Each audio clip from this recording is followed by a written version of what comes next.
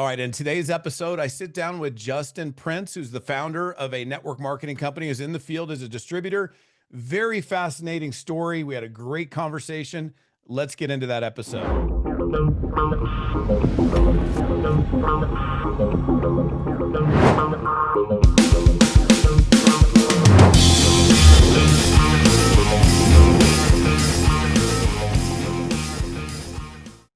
Justin Prince, my brother, how you doing, man? Man, what an honor to be on, brother.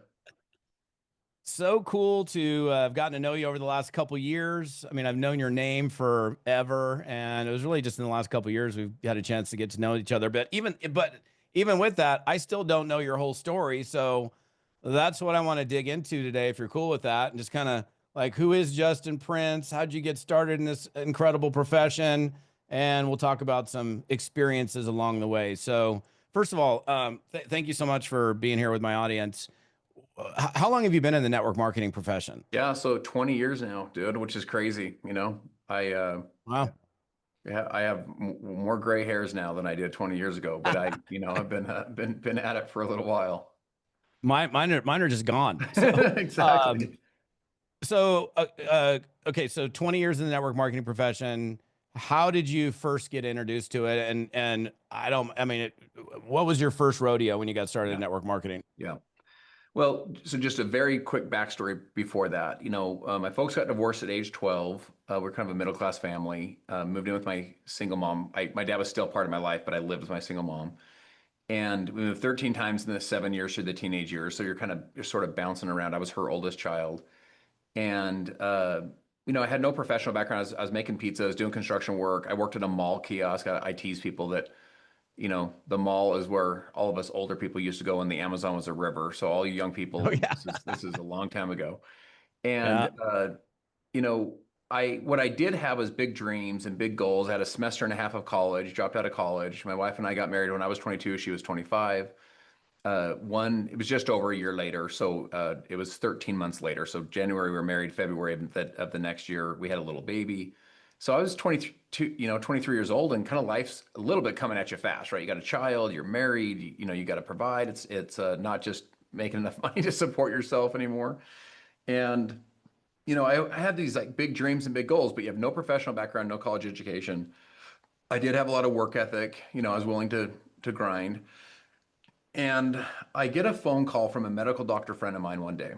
And this guy's like one of the top foot and ankle surgeons in the state. He's a really respected guy. He's many years older than I am. And I pick up the phone. Hey, Dr. Anderson, what's going on? And he's like, da da da da da da. How are you doing? What's family? And he goes, hey. I go, so what's up? Why'd you call me? And he goes, da da da da, network marketing. And guys, I didn't even know what network marketing was, other than I didn't want to know anything else. I was just like all skeptical about it and kind of this pit in my stomach, like, why is he calling me? I remember thinking, who conned Dr. Anderson into conning me into one of those one things? Like, what the heck? Uh, And isn't it so interesting? I have no reason to have a negative connotation about it, other than I just sort of did for whatever reason. And halfway through this conversation, I'm driving to Cabela's. If any of you have ever, like, if you like to go hunting or camping, oh, or love Cabela's, man. yeah, so Cabela's has these amazing mounts, these incredible, all these mounts. And my little boy at the time, he's 21 now. He was about a year and a half old at the time. I would drive him after work sometimes, like a little father-son date, as it were, give my wife a break and to go hang out with my son. But I drive him, and he loves animals. Still to this day, loves animals. But I would hold him, and he would just point at all the animals, and he just thought it was so fun. So I'm driving him to Cabela's. I'm on this call, and I literally asked myself this question. I think it's a worthwhile question for all of us to ask, which is, what if? Like, what if this is that thing? Like, what if? What if this is the thing I will look for my whole life? Because I remember thinking, if you gave me the right opportunity, I'd be willing to, like, go for it. Like, I'd be willing to do the work. I wasn't a lazy person. I didn't feel like I was entitled. I was willing to do the work. I just needed the right situation. And I just remember thinking, like, what if this is that thing I've looked for my whole life? And so I look up at my little boy in the rearview mirror, and I remember thinking, people have asked me, they're like, why did you join network marketing? I used to try and give these really sophisticated, like, well, I was looking to build a financial asset, like these kind of like what I thought was a sophisticated answer. Man, it was really two reasons. I wanted to make my little boy proud of me. He's this little 1-year-old boy. I wanted to make him proud of his dad. And then I wanted my wife to be proud of me. I wanted to, like, create a life that she was proud of and proud of her husband. And so I did whatever little homework I knew how to do at the time and whatever questions to ask and joined this first company.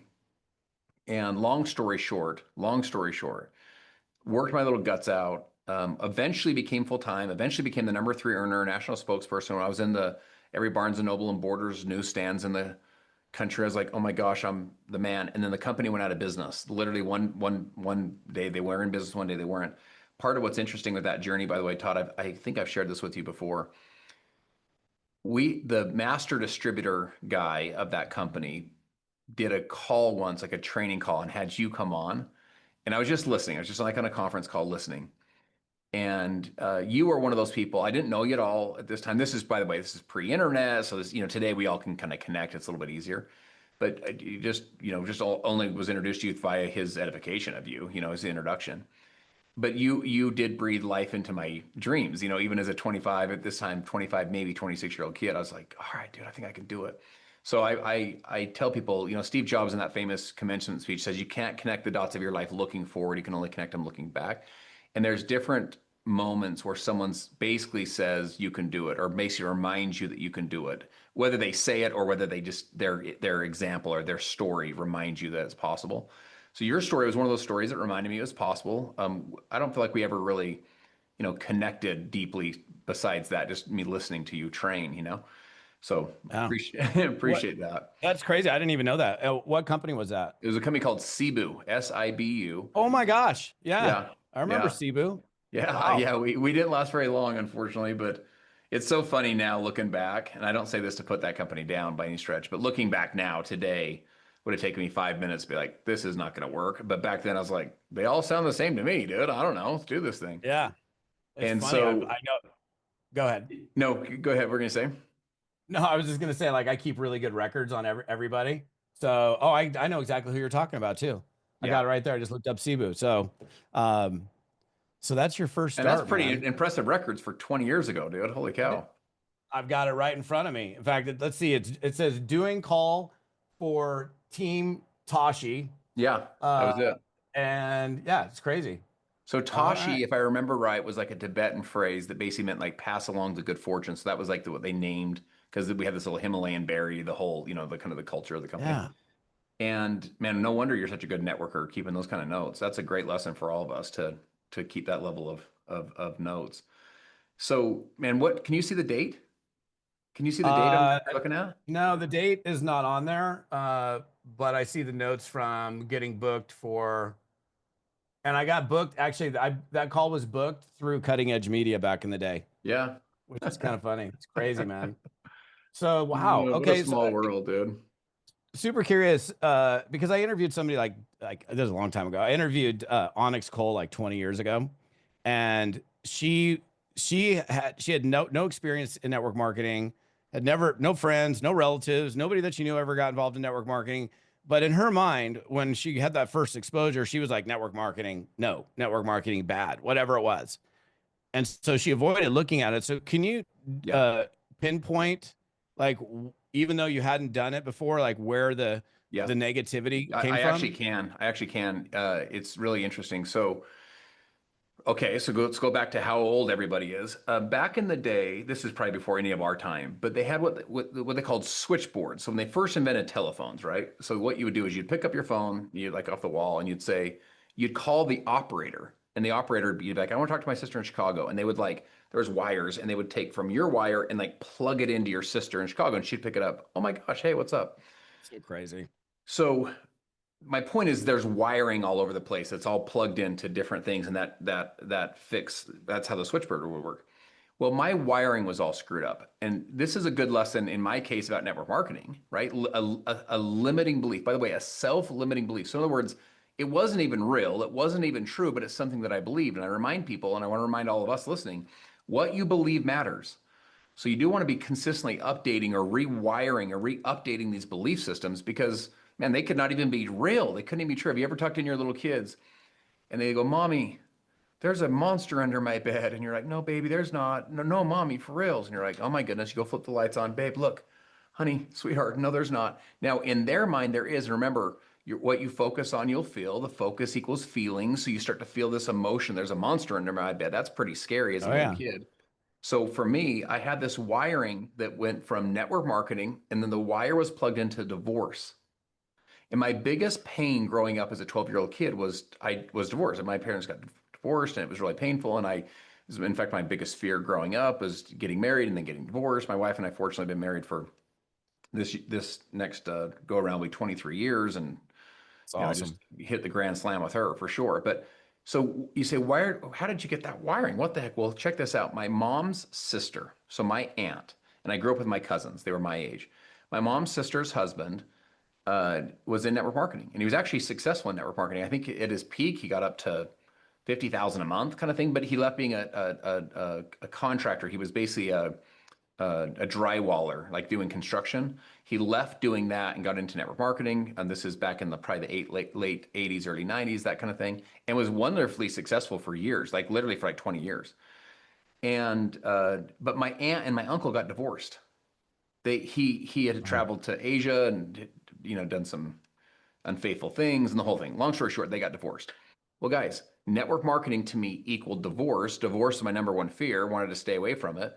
So when I thought of network marketing, I thought of divorce, and I thought I don't want to get divorced, so I don't want to touch it. Now you say, well, why did you have that wiring? That's why. Let me ask you this: is that fair wiring? Is that like a fair assessment that network marketing is divorce? My dad is on his third marriage. My dad's a real estate developer, home builder. He was married to a woman before my mom. They had two children. I never thought real estate equals divorce. I never thought home building equals divorce. And so I just had my wiring was screwed up, right? I had to like, hmm. why do I even think that? I had to like unplug it from this and plug it into the right thing. The point I'm saying is all of us know chiropractors that have been through a divorce, or a plumber or a real estate agent or a nurse. In other words, your profession doesn't equal divorce. Whatever happens in the marriage Yeah. equals divorce, right? So the for me, I had to update that wiring and some of those belief systems. And once I got past, I'll dive into this, Todd, just for one second. This was helpful for me. So hopefully this could be helpful for some of you. My biggest kind of holdback in those early years of direct sales was network marketing. It was like, can I be proud of this? Or am I going to feel kind of like, Yeah. ugh, like love the product, love the company, love what I'm doing, residual income, all the story that we tell. But it is this thing. And did I feel like I had to apologize for it? And it was like a little embarrassed. And let me see if I can share a couple things with you that could hopefully be helpful for those of you that might be feeling that little bit of squeamish. One is network marketing, if you strip it all away, like just take all of it away, what is it? It's a distribution model.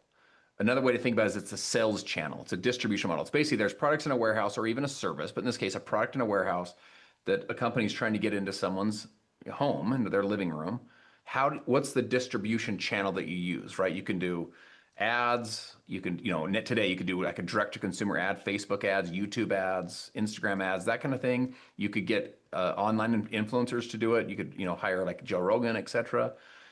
You could obviously still do commercials. Like how are you going to get access to a consumer that says, I like that product is in your warehouse, ship it to my house, right? And the normal business model is you spend the marketing expense or the dollars. The company spends those dollars, those marketing or advertising dollars, in the hope that they'll get customers to say, that makes sense to me, I want to buy it. They'll recoup the expense. So let's say they spend a dollar. Not only do they earn a dollar back, but they earn a little bit more than a dollar. So they get a return. And that's how they, run that down through the expenses, and they make a profit. Network marketing basically just says, look, number one, we think that word of mouth still is valuable and advantageous, meaning that the human connection of word of mouth. But basically what we say is we will do the marketing expense second and the sell first. So Todd, I tell you about a product, you say that product sounds interesting, and you make a purchase. Once you make the purchase, now the purchase has already happened. The company's already got the revenue from the purchase. Then they pay their marketing expense. So in many ways, I could honestly argue with you guys that it's a more superior business model from just an economic risk perspective for a company to say this makes more sense to pay these people, and you have the word of mouth. So once I kind of like said, okay, it's a distribution model, I can get past, that makes sense to me. I understood how the dollars flowed. That made sense to me. Then this whole thing was like, well, what about multi-level? Like, oh my gosh, is MLM or multi-level? That kind of threw me for a little bit. Those words felt weird to me. And what multi-level means is that one transaction happens and multiple people are paid on one transaction. And so people are like, yeah, the people above you make all this money. Okay, one transaction happens, a sell happens, Todd buys a product, he likes them, my referral, and multiple people are paid on that one transaction. Let me ask you this question. In real estate, so Todd, if you and I go do a real estate project to get, we go buy a home or a lot or a project subdivision together, when we make that one purchase, are multiple people paid on that one purchase? The answer is yes. A Yep. listing agent's paid, a Yep. listing broker's paid, a selling agent's paid, selling broker's paid, a title company's paid, an appraiser's been paid, a loan officer, a loan broker, a mortgage broker's paid. I mean, there's like layers of people that would benefit from that one transaction or that would participate in that one transaction. Does that feel weird to any of us in real estate? No, not really. We're all No. fine with it. But somehow when someone buys a nutritional supplement through a direct sales company and multiple people are paid on that one transaction, it somehow feels weird, my friends. It's the same layered, concept. And that's how, by the way, that's how everything happens when you buy it at Walmart. There's layers. There's the wholesaler that's paid, there's the manufacturer that's paid, there's the little salesperson in between that put the, retailer and the wholesaler together. So once I got past that, I was like, I'm in, because I Yeah. loved all the other stuff. I love that you could work for 3 or 4 or 5 years of your life, grow as a person, build a reoccurring revenue stream that potentially could follow you for years after. I was just like, there's no risk to your credit and capital. I was like, man, what is there not to like about this? So once I got past my little emotional or mental hangups, I was like, I'm freaking all in on this thing. And I don't think our profession's perfect by any, or our sales channel, right? This distribution channel, I don't think it's perfect, but man, it's changed my whole life. I've seen it change literally for sure thousands, if not in this case, tens and tens and tens of thousands of people that I've been able to have a chance to work with all over the world. I've seen it change their whole life. And so I'm a big proponent of what we do. Even though it's not perfect, I'm a big proponent of what we do and a big advocate. Yeah, same. So I'm curious what your opinion is on this. And I mean, it's so beautiful to explain it like that. You're right. I mean, even in a regular job, whatever somebody's selling in a job, there's multiple people getting paid. Whatever that piece of software that's sold through a company or For a sure. product, you got you got the secretary. Well, I guess we're not supposed to say secretary anymore. Wait, whatever. You got the, all the people in the line that are getting paid. What do you think is the reason why network marketing, I mean, outside of your own, your wiring and all of that stuff, why do you think network marketing does get a bad rap? Yeah. Yeah. Well, I think there's a couple of reasons. One is we recruit, right? So we're building both sales teams and customer bases. We're out there. There's a recruiting aspect to it. And oftentimes when there's a recruiting happening, you can have sometimes like the churches that go out there and proselyte and recruit. Sometimes people are like, oh, if they knock on your door, that kind of thing. Or maybe in military, yeah, the military recruiter is bugging me, that kind of thing. So I think that's one, is just sometimes you have someone that maybe you didn't have a great experience in that recruiting process or in that introduction process, and you didn't have a great experience, so it kind of gives you a negative connotation. That'd be one. I also think that people get overzealous with claims, like whether it's the simplicity of income claims or the power of product claims, that kind of thing. So they, in essence, oversell. One of the, my mentor said to me, he said, never say anything you can't validate. He goes, if you can't prove it, don't say it. God, such good advice, Smart. because That's yeah, great like advice. you don't have to oversell. You know what I'm saying? Like you don't have to oversell. I get that we want to say that it's possible for someone to succeed. In other words, we believe that someone could do it. And so you don't want to always just day one, like to your little 5-year-old, life is going to be hard. I just want you to know Yeah. life is going to be like, I get that you're encouraging them to grow, become a 10-year-old, a 12-year-old, 18-year-old, like, and then man, when they're 37 and they're really going through it and it's like chips are down, then you're like, yo, I told you this freaking life can be hard. I get that you don't have to tell them the whole story day one. You can give, you know, you can teach them at their level. I get that. But what I'm saying is don't oversell it. You know what I'm saying? Like Yeah. exaggeration won't be your friend over time. Like you want to people can take what you say to the bank. If you can build that, doesn't mean, by the way, doesn't mean that you don't misquote the stat. It was 96%. You said 97. I'm not trying to say you can't make mistakes and have to always be perfect, but just as a general rule, never say anything you can't validate. Never say anything that you can't prove or show someone, here's where I got this research, or here's where I got the stat, or here's where this comes from. And I think when you do that, you start building credibility both with yourself and with other people over time, where they're like, I can take to the bank what you say. And I feel like that's one of the things that if I have done something well, I feel like over time people are like, it's going to shoot you pretty freaking straight. He's going to hit you straight.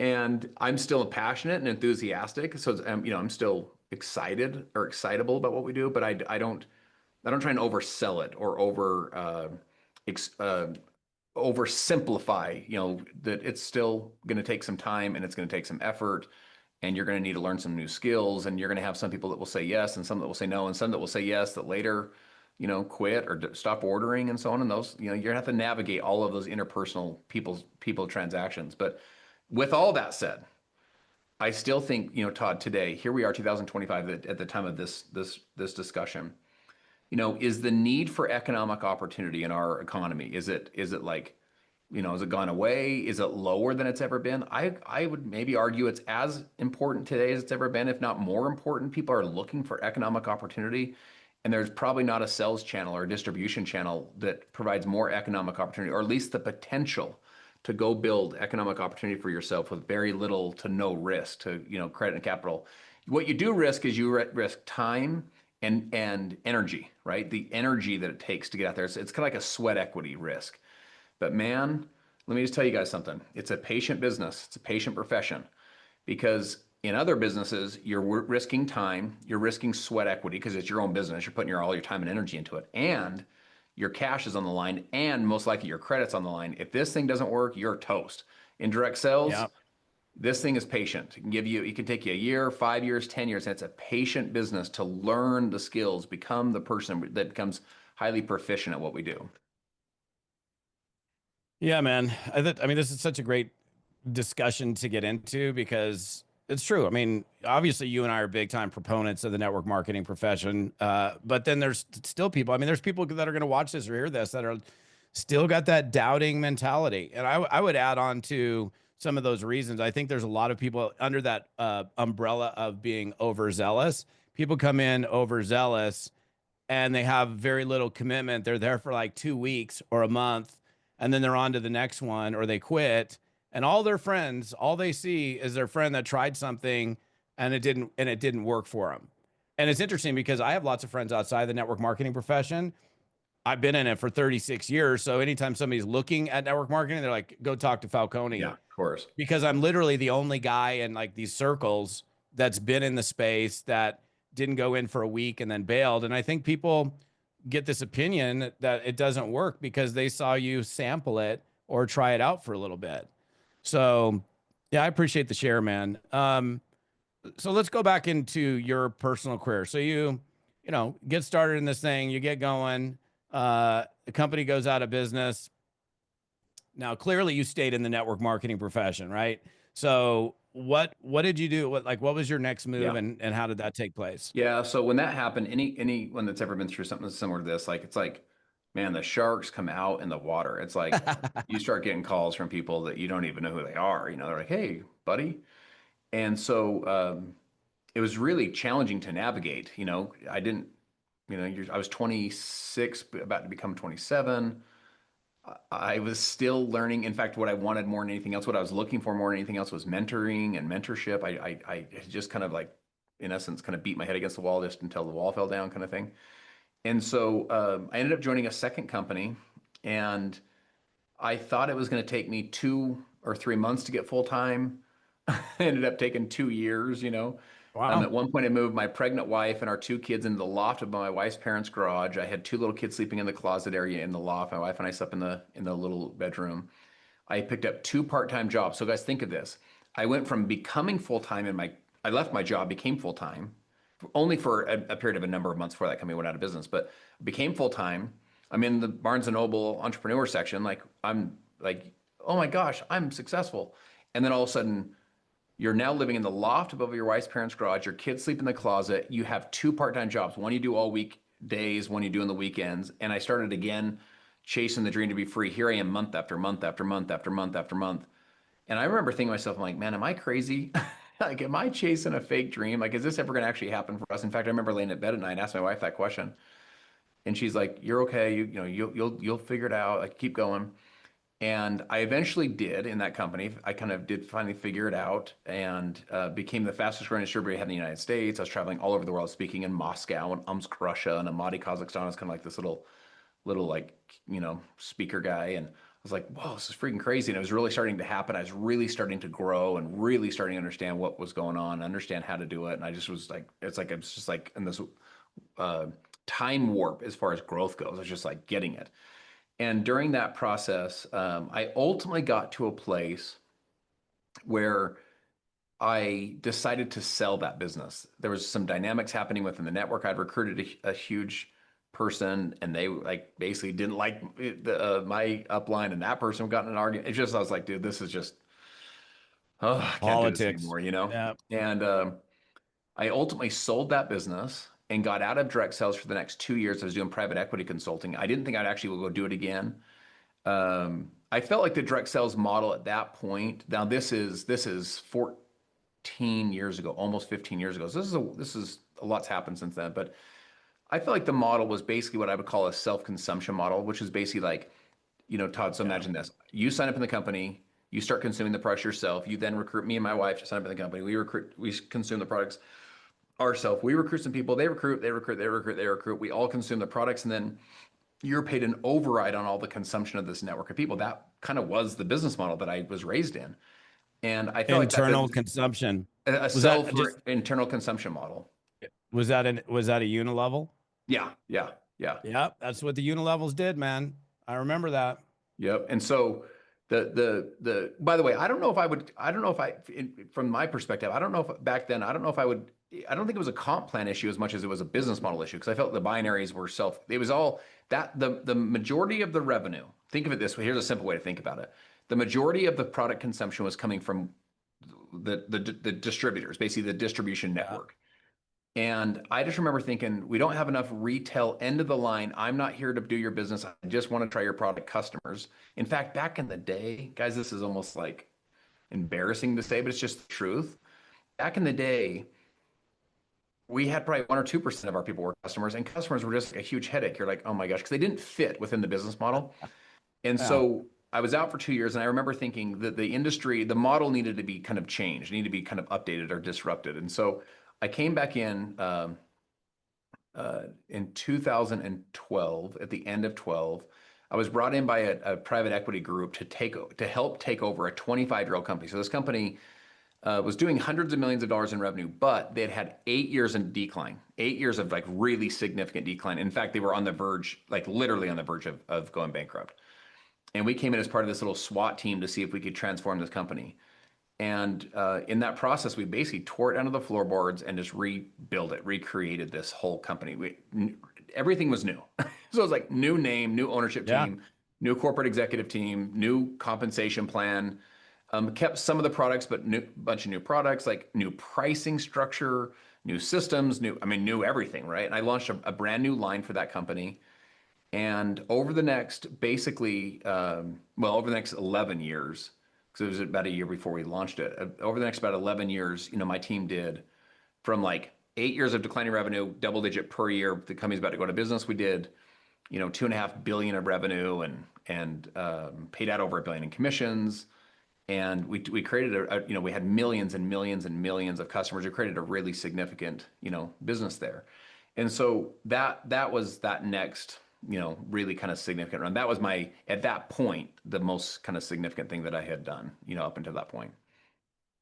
Yeah, no, and I know it was a big one, and I clearly remember when all that transition was taking place. Uh, and what's interesting is you went from this time frame, and it was a time frame in network marketing where there was really not a lot of focus on end user consumption. Uh, I think the dynamics of the way a unilevel is created, or at least the way they were back then, it didn't. If I was going to bring you in as a customer, I might as well sign you up as a rep. That's Yeah, just of kind of the course. way it was. 100%. And the regulatory environment that we're in today, as you have to show a ratio of customers to distributors. And I remember, the company you were just referencing, your ratio, I don't know exactly what the ratio was, but probably like 10-1 or something like Yeah, that, yeah, distributor to customer. yeah, And it was super cool to see a company go and really, really focus on end user consumption, because that's truly what the model's about anyhow. It's not a bunch of people signing up other distributors so we can all, consume products. It really is a channel, a distribution channel, not to distributors, but to customers. So yes. you brought up, you brought up private equity. Yeah. So there's been a lot of discussion over the last few months on private equity. And I don't want to assume that somebody even knows what that is or what that Yeah. means, because probably most people really don't. But there's been a lot of discussion. Does private equity even belong in network marketing? Can you talk a little bit about that, and then maybe some of your experiences with private equity, and also your Yeah. opinion on that subject? Yeah. So let me just start by saying this. I have a lot of, I'm going to say authority on this subject only because I've like lived this at the deepest level. I've lived it where I didn't have, kind of private equity involved in the company. I've lived it where I did. I've defended it both ways. Like people are like, yeah, private equity. I'm like, yeah, here's the benefits and here's the flaws and whatever. But I also feel like now, particularly as a business owner, like as a company owner, I feel like I really understand just at a little bit of a deeper level. So hopefully I can, share some of this with you guys that will be really helpful for you regardless of where you're at. I guess part of the other point I'm trying to make is I'm not trying to hate on your situation if you're owned by a private equity group, but I do think it's important to understand, the business model. The most important thing, by the way, in our profession, Todd, we were talking about this before we started. Who owns and operates your company? Guys, it's the most important question you have to ask is who owns and operates the company. Um, so if you get that wrong, you're toast. Part of what happened for me is we built this incredible company, incredible team, incredible business on basically a broken ownership foundation. And it just does, at the end of the day, it's not awesome. So, okay. So first of all, what's VC and what's PE? Because sometimes I think Yeah, we just mix them all together, mix mash yeah, them. I did until our conversation, actually. Yeah, so VC is a venture capital. A venture capital or venture capitalist typically they invest in companies what's called pre-revenue. Pre-revenue just simply means before the company is starting to generate revenue. It's not selling anything yet. So this is when they're in idea stage. So a lot of times tech companies will be a pre-revenue company. You'll have a VC, and there's some big VC firms in Silicon Valley, et cetera. And so in our space in direct sales, we don't have a ton of VC money in our space. It doesn't mean we don't have any, but we have very little. VCs don't even look at our businesses as much. Private equity typically comes in post revenue, right? So post revenue means we're selling some stuff. We got some revenue in the company, and private equity. Here's the reason. By the way, private equity companies, I mean, if you look at all of the wealthy people on the Forbes list, et cetera, I mean, most of them come from PE. They come from private equity or they come from money, right? They come from private equity, venture capital, or they'll come from money management, basically, is those three are huge. Or if you want to throw in crypto now, but it's still kind of it's still kind of in the money area. Yeah. But private equity, you can get really, really rich. So as a general partner in a private equity firm, or even as a limited partner, meaning if you're an investor in a firm, it's you probably could doing it properly, you probably could do well. Here's why it doesn't mix with direct sales well. So year number one of business school, when it comes to learning private equities, right? You want to get in that space. Here's year number one. What you do is you invest your cash into the company, right? You buy a post-revenue company, company's going, you buy the company, or buy at least a portion of the company. And then it's typically a controlling portion because what you want to do is you want to change out the management team. This is almost 101 steps, right? Step one, change out the management team, get a team in there that can take it to the next level, new CEO, et cetera. And that's what happened with my group, right? Brought in a new CEO, new management, new people, like even me, like a new team to say, let's go do this thing. Then you go grow the company, but during the growth, what they typically do is they don't just enjoy the revenue stream, the dividend stream. They typically invest in the company starts to grow, and then they structure a lot of debt onto the company. So here's a way for us to think about it as normal people, maybe overly simplistic way to think about it. Imagine that you put a down payment in on your house. You're then paying your mortgage payment, but you build up the house, you maybe do some improvements. Now the house is worth more. You have more equity in the house, and you take out a second mortgage, like a home equity line of credit. You take out a second mortgage, and then you keep that second mortgage for yourself. And for whatever reason, you don't care about the house as much anymore because you've already been paid back your down payment plus, in this case, plus some extra money. That's maybe an overly simplistic way to think about it. The problem, though, is when private equity levers the company up with a ton of debt, in a normal what's called consumer packaged goods company, so like if you're at Procter & Gamble and you're selling Colgate toothpaste, Those companies will eke out market share 1 or 2 or 3% a year. They kind of just grow really like just kind of linear and really, like really slow growth, but they're growing and they're just building up market share. So private equity in a normal company, it's kind of a good thing, right? You levered it up with some debt. The ownership team has already pulled out their original investment plus their return. Now the company's then got dividends. It's just all good. Here's the challenge in direct sales. While I believe that our model, you can build sustainable companies in our sales channel for sure, our model can also be a little bit more volatile, both on the way up, like good volatility, but also sometimes on the way down. So good volatility be one of the reasons people like our space is, man, we can create momentum and like drive revenue and just like what the freak is happening. It's really kind of Yeah. miraculous how we do it. The flip side, though, is you can have maybe a downturn in the, maybe there's macroeconomic challenges, maybe there's some internal challenges within the company. Maybe a leader leaves, for example, or retires, for example. Maybe you're at the end of a life cycle of a product, like you're at kind of the tail end of that product cycle. So think about it this way: an iPhone 1 changed the world, but none of us would go buy iPhone 1 today. So you have to kind of reinvent the company low. So maybe you're kind of at the end of that opportunity cycle and you have to kind of reinvent it a little bit. Point is, when the company softens, it doesn't always just go straight up forever. And it doesn't just 1% a year typically. We can be a little bit more volatile. So if you lever up your debt, you lever up tons of debt, and then the company starts to soften a little bit with revenue, I mean, almost instantaneously you're in trouble. And so there's only one example I can think of in the history of direct sales. Someone else can think of other examples, call me and you can kind of educate me. But there's only one example where I can think of where it was a really good experience both for the company and for the private equity group. And when Golden Gate Capital bought Herbalife and took Herbalife public, that was a good win for Golden Gate, and it was a Yeah. good thing for Herbalife. Guys, outside of that, I can't tell you one experience that's been a positive one for the company or even for the equity group. And so it's like when they lever it up with all this debt, they pull out the money, and then things get volatile at all. They soften at all, even if the company still should be a healthy company. In other words, they would still be healthy if they didn't have the debt layered on. Then all of a sudden you're just in a precarious financial situation, and you've seen even some of the mighty fall. Even like the Rodan and Fields of the world, or the Monavies of the world, or honestly, even the business that we built was a very significant business. And those businesses don't exist anymore. And one of the main reasons is because the private equity business model and the direct sales business model, they just didn't mix. They just didn't match together. Yeah. And doesn't necessarily make either one bad. It doesn't make MLM bad, and it doesn't make private equity bad. Honestly, it's just it's the wrong business models to mix together to build a sustainable long-term company. So when that happened to us, they ultimately it was crazy. So our revenue, our revenue softened, and I was the number one earner. You go from being an asset to an expense on a spreadsheet to someone that's looking at Yeah. spreadsheets. They're like, "What the heck's this guy making so much money for?" And so they ended up terminating me, getting rid of me the day before payday. No phone call, guys. Been there almost 12 years, done billions of dollars in revenue. Was a co-creator of the whole concept that turned the company around. And no phone call. I'm toast.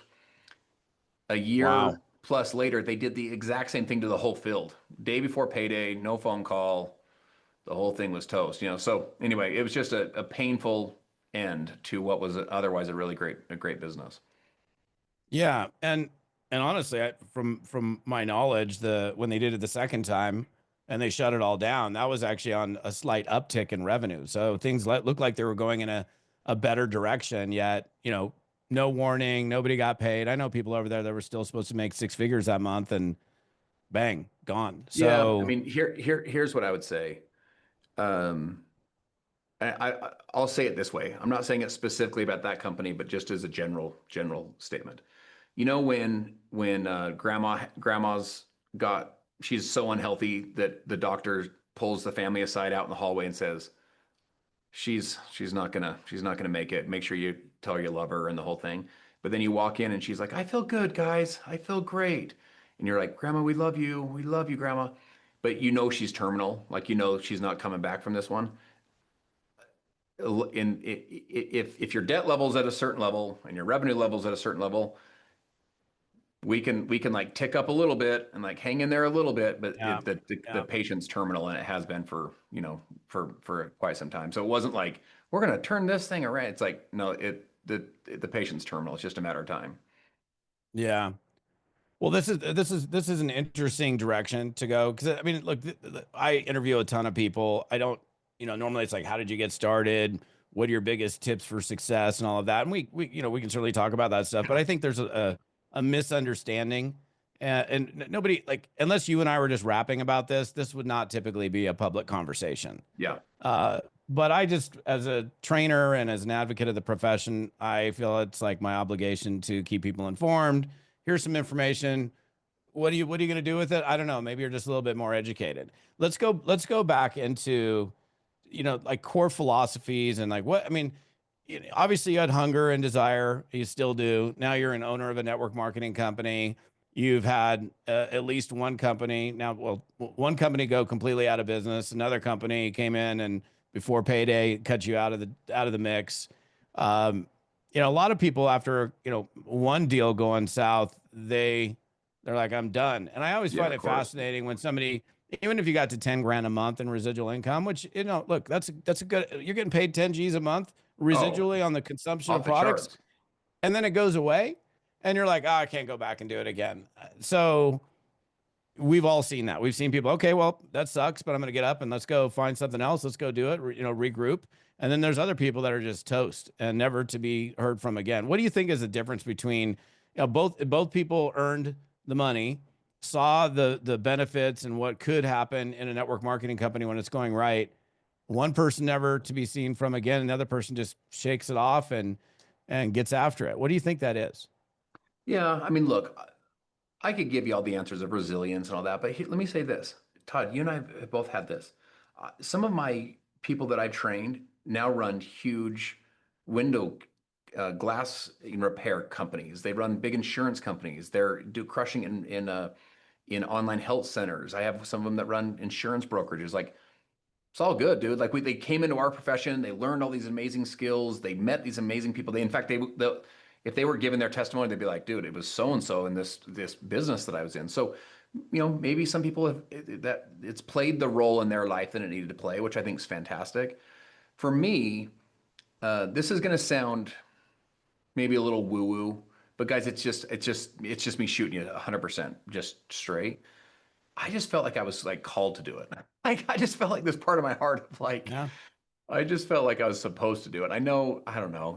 I am a person of faith for sure. I just felt this like I wanted to quit so many times. I was like, dude, I'm out. This sucks. I'm done. No more for me. I just felt this feeling of like, no, you're supposed to do this. And as I look back, I do think I could have succeeded at other things. I think if I would have been a real estate agent or, and done loans or insurance, I think I could have succeeded. But I'm just going to share this with you. So here's the way I think about this. So like people will call me Todd and they'll say, hey, I'm looking at this profession or that profession, or I'm looking to scale. How, so I'm going to share with you a formula or a framework of how I help them to think through this. So imagine a triangle, right? So that it's what I call ILI formula or ILI framework. It's just a way to think about it. So the top of the triangle is I, which is your income. You want to pick a profession that, man, if you get great at it, you can make the income you want to make. And so you can so in other words, don't choose something where the best in the world makes, $120,000 a year and your goal is to make $120,000 a month. You just picked the wrong vehicle, right? Just the wrong thing. Okay, Yeah. cool. So number one is income. Can you generate the income that you want to do? The bottom corner is lifestyle. That's the L. So income, then lifestyle. Because what I tell people is your real goal is not to make the income. Your real goal is to build a life that you love. In other words, if someone said to you, hey, I'll pay you $10 million a year, you're going to go to Wall Street, you'll never see your family or spouse, you'll never see your kids, you'll lose your faith, lose your health, but you'll make 10 million bucks a year. I think a lot of us would be like, I don't want to do it, dude, because Nope. my lifestyle is too meaningful. My relationship, my marriage is too important to me. My kids' relationship, it's too important to me. My health or my faith, that stuff is higher for me than just making money. Okay. So you have income and lifestyle. Now remember this, if you have all the income in the world and you have this incredible life, but you're selling cocaine, that's not going to work either. Why? Well, because the other I is screwed up. So it goes ILI. The other I in the other bottom left corner is impact. Like basically, are you doing some good with in the world? Like, do you like your impact? Are you building? It's kind of like legacy stuff, but it's really think about it as like, are you adding value to people's lives? One of the reasons that capitalism will take a beating sometimes. And dude, if I'm a fan of, if I'm a proponent of anything, it's of a capitalistic society. But one of the reasons our Same. capitalism will take a beating sometimes is you'll have people on Wall Street that they actually don't actually add any value. In fact, their business model is to extract value, kind of strip companies down to the bare bones, fire everybody, strip it down, and it just kind of cash flows on a whim or on a skeleton crew. And people are just like, ugh, it just feels so like it's like the wrong version of it's like the ugly side of capitalism, right? Point I'm saying is the impact sucks. You're making money, maybe you have a lot of money, but your impact sucks. I wanted to build a business and be in a part of a career where I was impacting people's lives. I was impacting their kids' lives. In other words, like helping mom be the best version of herself, helping dad to freaking step it up and have courage and build confidence and lead his family. And all of a sudden, it's like inspiring his 13-year-old kid that's right now struggling with addiction. And all of a sudden, dad's like the best version of himself. Because remember, the essence of leadership is example. Like we start living a little bit stronger, we start helping everybody else to do it. And so and then also economic impact, helping people to change their financial situation. Is I wanted to impact people's lives. So if you now in network marketing, here's what's so beautiful about this. How do you increase your income and your lifestyle? Because by the way, for most of us, if our income goes up, guess what happens to lifestyle? We go get a second job, we go work more hours in our current employment. Maybe we start our Yeah. side little business. Man, our income increases, but dude, our life just falls apart, right? We're like, dude, this sucks. I can't do this forever. And then we have a limited impact. So how do you increase income, lifestyle, and impact all at the same time? You do it through teams and systems. You build great teams. That's the great book, Who Not How. Who Not How basically says this. Says the question that we ask, which is the wrong question, is how am I going to accomplish my dreams? The right question is who do I need? So not how am I going to do it, it's who. Who do I need on my team to accomplish these dreams? Maxwell said to me once, John Maxwell, he said, Justin, don't tell me about your dream. He said, I'm actually not interested in your dream. He said, I'm interested in your team. He said, don't tell me the dream, show me the team. Show me the team of people that's going to help you do this. So in direct sales, we can build teams and then you can build systems. You can build companies or leaders, or you can build systems to where you can increase income, lifestyle, and impact. You can impact tons of people's lives, which should drive more income. Income should drive more lifestyle if you have great systems in place, which drives more impact, more people's lives. And also you create like a circular momentum or speed to those three. So that's a long way of saying this.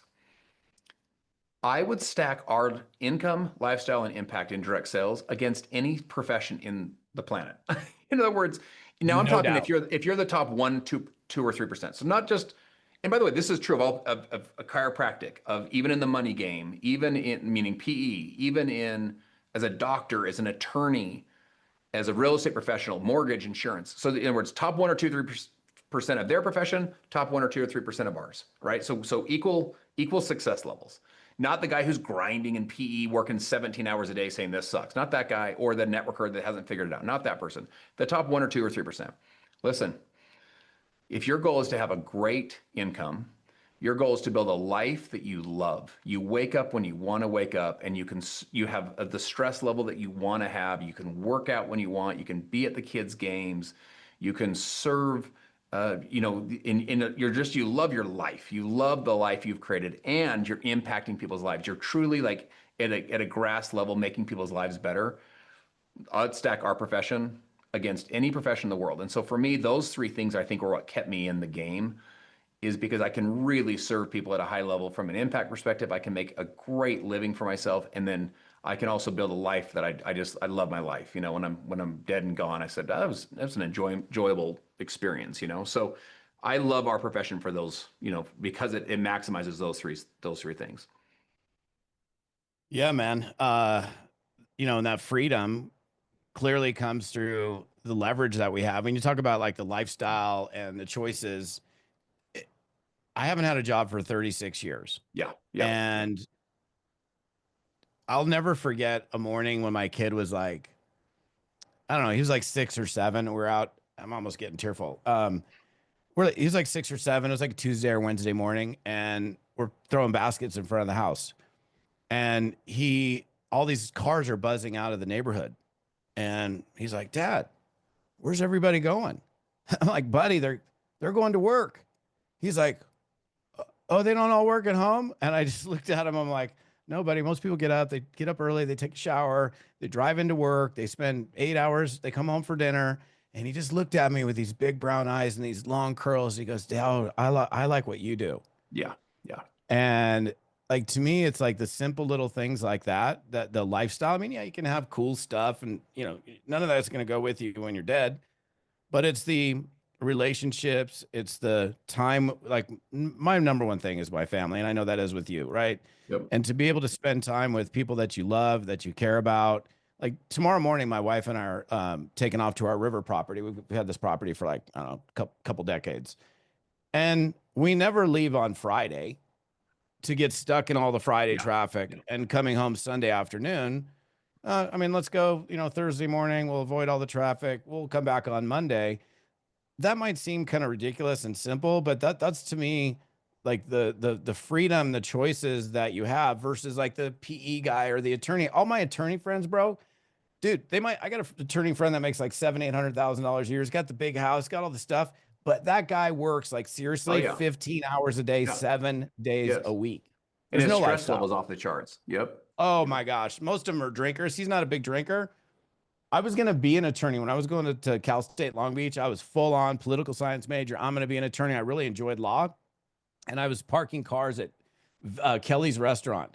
And most of I had doctors, surgeons, all these people's real high end restaurant. And I interviewed 8 guys that were customers of Kelly's. They were all attorneys, every single one of them.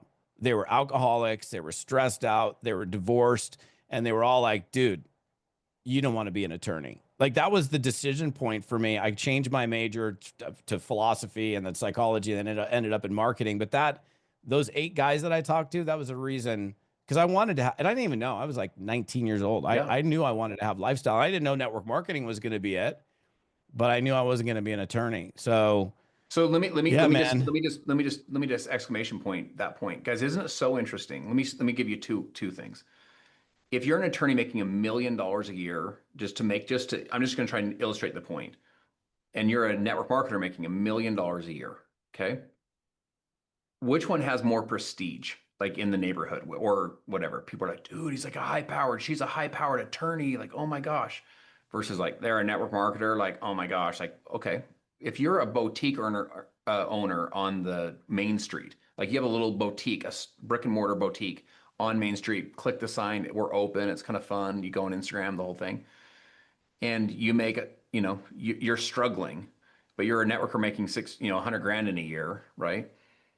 Who has more, prestige? I think people would be like, the boutique earner, like everyone knows her, she's so cute, and like everyone Yeah. in the community knows her, and she's making no money, and she's so stressed out, and she's on the verge of death, financial death every month, just trying to claw this thing through.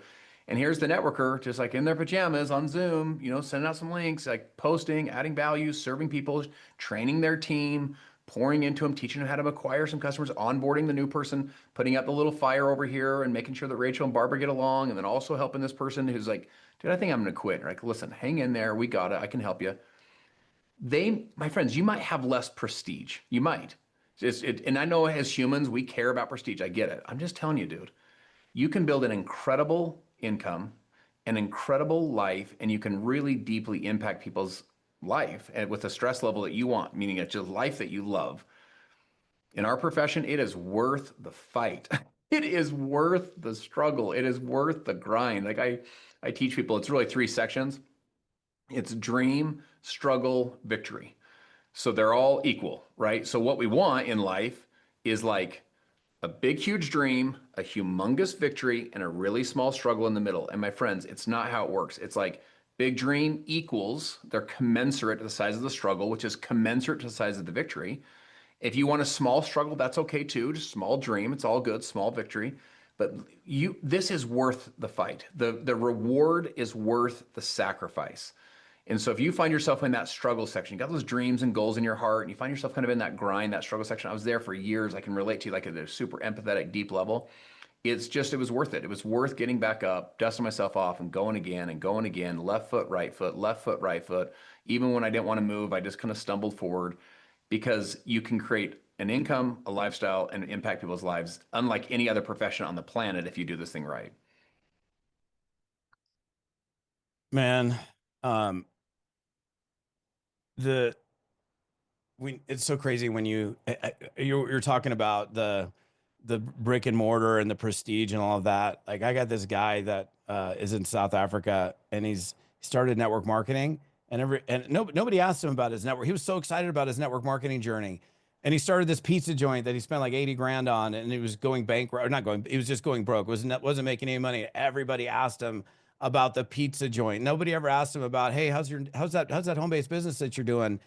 And he ended up, bailing out of the pizza business because he lost probably a couple hundred grand and then ended up full time in network marketing and, went through the struggle. And the funny thing is now when you, like people, what was it? I think it was Natalie Cole, who this quote comes from. Everybody sees the glory, but they don't know the story. They Mm-hmm. don't know what you've been through, what you've gone through. And yeah, I mean, I want the dream and I want the victory. And man, there's all this struggle in between. So you and I have clearly been through several struggles in our network marketing careers. I mean, you've had companies going out of business. Now you're on the other side of the table, man. You're an owner. So real quickly before we wrap this thing up, so what's it like being the owner? Because this is the first time you've been on the Yeah. owner side of the equation, Yeah. right?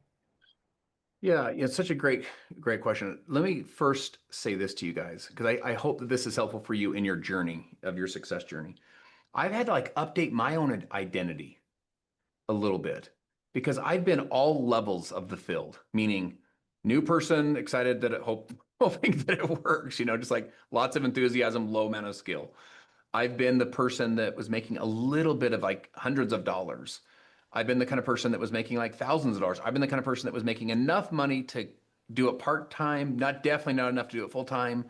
I've grinded for years, just in those years where you're like, what am I doing with my life? Is this ever going to happen? And then I've also been like the top earner in the company. And then I've also been like maybe the top earner in the whole profession, for a number of those years. You're traveling the world and you're like doing the thing or whatever. And so those were all identity updates or identity shifts going up. Because remember, your success is an identity process. You're never going to outperform the way you see yourself. If you see yourself as a loser, you won't show up and play like a winner. If you see yourself as a winner, you won't play like a loser. You won't roll over and quit. So you're always updating this identity. And part of what I want to encourage you to think about is you're not a caterpillar, my friends. You weren't born to be a caterpillar. You may be one now, but you weren't born to be a caterpillar. You were born to be the butterfly. Like you have to continue to update that identity of like, man, who was I really born to be? I wrote a book called Be the One. The idea is number one, you're the one. Think about it this way. The one. Take your parents, take your grandparents, take your great grandparents, 12 generations up that line. 12 generations over the last 400 years was 4,094 people. 4,094 people from all over the world came together to create you. You are the one, and your life has value and purpose and meaning. You're not here by accident. This is not, this isn't random. This is on purpose. And these people lived for, bled for, cried for, died for, gave everything they had for you to have this moment, this breath, this moment, this opportunity. Like, let's go. And when you realize, man, I'm the one. So the book's not called Become the One. It's be. It's be is this idea of like, yo, step into that new identity today. Like, be the one today that lives a life. Be the one today that makes decisions. Be the one today that writes a story that future generations look up in their family lineage and they're like, it was her. It was my great great grandma, my great great great great grandpa. He's the one that taught us all this stuff. Like the ripple effect of his decisions. And you've never been this old before. You'll never be this young again. So you can't always control what happens in life, but you can control what happens next because you can make a new decision right now to be like, yo, I'm going to be the one for my family, right? So that's been the one thing for me is just continue to update my identity of like, yo, I freaking got this thing. But then the second thing, I think a lot of it feels familiar to me. In my prior company, the role feels very familiar in many ways. That company existed. I was a minority equity partner, but I was kind of at least for sure, the kind of the co-founder. We never called it a founder because the company was founded when we got there, but basically I helped create that company, right? So a lot of it feels familiar. But here's what's interesting: the pressure level's higher. Like the pressure level of making, the responsibility is even higher. Caring for these people's lives, but at the same time, I feel so much peace because I know that we're building this thing on a solid ownership foundation, a solid principle value and principle based leadership foundation, to where it doesn't have all the wonky goofiness where it's like we're out there doing it and then all of a sudden like Big Brother behind the cloak, can make decisions that screw it up for all the rest of us. That's one. In fact, it's one of the reasons I got back in the profession. I basically, for all intents and purposes, have been 0-3 over 20 years at picking a great, ownership platform. And I wanted to create that platform, a safe, solid, secure platform for this, next generation of leaders in our space. And so, I feel a lot of responsibility, but then I also feel a lot of peace. I feel a lot of strength with what we're doing, because I look at this ownership foundation. I'm like, yo, dude, I've done this before, but this time, no one's going to come in and from behind the scenes, someone that we all don't even know, Yeah. and make decisions that screw this thing up for people. Yeah, man. Well, I know you guys are off to an absolutely amazing start. I wish you continued success. I know you guys are going to continue to crush it. And man, just thank you so much for spending some time. And I don't know how long we've been on. We've been on for a bit, but I love helping people in the community figure this game out. I've been doing it for a long time, like you have. And anytime I can bring somebody like yourself that has such vast experience, field, corporate, helping a company get things shifted around and changed. And you just have a lot more insight than somebody, and not taking away from somebody who's only been a distributor their whole life, but the insight you have is super valuable. So I appreciate the time, my friend. Yeah, I appreciate that, brother. Appreciate the 36 years of adding value and serving people. Again, even people like me, 20 something years ago, hearing that it was possible for you, and, the training and so on. And, guys, this conversation's interesting. This conversation's a little bit different than just the normal, like, what are your success tips and what are your strategies? It's a little bit different. Yeah. Hopefully it's an elevated conversation for you where you're like, huh, where you do look at this profession a little bit more like a business versus just a little hobby. My mentor used to say, he said, treat it like a real business and be coachable. And his definition of treating it like a real business is what I want to encourage you guys to think about as we leave, is if you paid $1 million to join your current company, right? You paid $1 million to join as a distributor. He said, would you treat it with any more sincerity, any more focus, any more urgency, any more intensity than you currently are? And when he said it to me, I remember thinking to myself, yeah, I would, because those days I didn't have $1 million, dude. So I would have had to go borrow it from like family and friends and just scrounge it off of people. I would have had to borrow it from a bank. Like I would have had to like call my brother, my mom, my dad, hey, can I have a little bit of money, and which would have meant I would have had all of that much more pressure to succeed. So just Yeah, no treat your doubt. business like a real business. Like you put $1 million into this thing, be coachable, learn from people like Todd and others that say, hey, listen, let me teach you some skills. My mentor used to say, if you're coachable and treat it like a real business, he said, you should expect this to work, not like hope it pans out. He's like, if you do those things, you should expect it to work. And if you're in a good company, right? So this would be the one disclaimer. The company doesn't do screwball things. But if you're in a good company, my friends, be coachable, treat it like a real business, learn those skills, and you should expect direct sales to work for you. You should expect this to be a positive experience. No doubt. No doubt. Well, Justin, my brother, thank you so much again for being here with me and my audience today. Guys, a little different conversation. I know you dug it. I appreciate you. Feel free to leave comments, and we'll see you on the next episode.